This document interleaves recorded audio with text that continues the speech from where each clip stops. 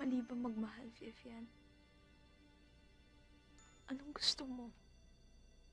Magbulag-bulagan ako at sabihin sa sarili kong hindi ko mahal si Eric.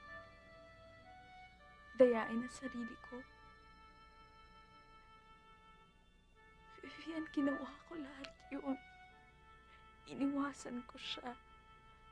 Sinabi ko sa sarili kong hindi pwede. Kaibigan ko lang siya.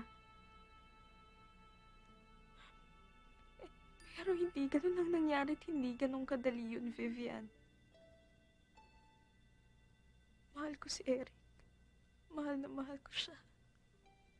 Hindi ko kayang lukuhin ang sarili ko. Ay, ako ang niloko mo.